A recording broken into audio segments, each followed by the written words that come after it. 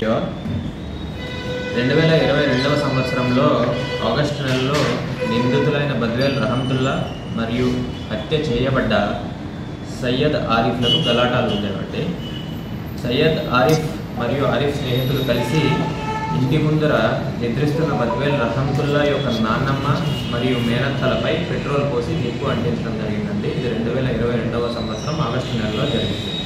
అట్లా చేసి వాళ్ళని చంపటం వల్ల బద్వేల్ రహమతుల్లా, ఆయుబ్, తౌఫీక్లు తమ నాన్నమ్మ మేనత్తలు చంపిన వారిపై కక్ష పెంచుకొని వారిని చంపాలనే ఉద్దేశంతో అవకాశం కోసం ఎదురు చూస్తూ ఉండేవాళ్ళు. అది ఈ 3వ తారీఖున జరిగింది.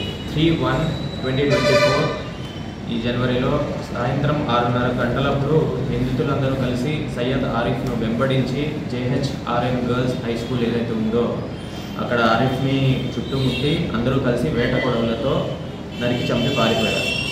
ఆ తర్వాత జిల్లా ఎస్పీ శ్రీ అంబురాజన్ గారి ఆదేశాల మేరకు Tadipatri sub divisional police officer CM Gangaiah గారి పర్యవేక్షణలో శంకర్ రెడ్డి గారు, సిబ్బంది అయిన ముత్యాల రామకృష్ణ, మిగిలిన ఇన్స్పెక్టర్లందరూ కలిసి ఈ ఇన్వెస్టిగేషన్ చేశారండి. నిందితులను పట్టుకున్నారు.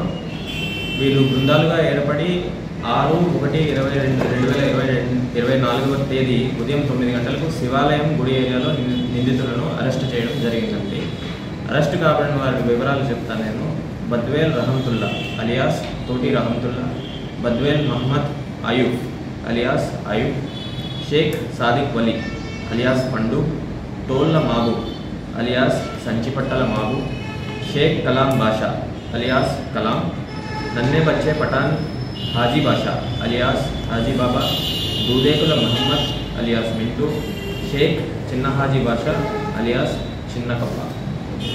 ఈ హత్య విషయంలో అనుమానితులుగా పేర్కొనబడిన చికేపల్లి కాదర్ భాష పాత్రపై తగిన ఆధారాలు ఉన్నాయి, కానీ ఇంకా పూర్తి స్థాయిలో విచారణ జరుగుతుంది మరియు మరో 3 ముద్దాయిలు పరారీలో ఉన్నారు.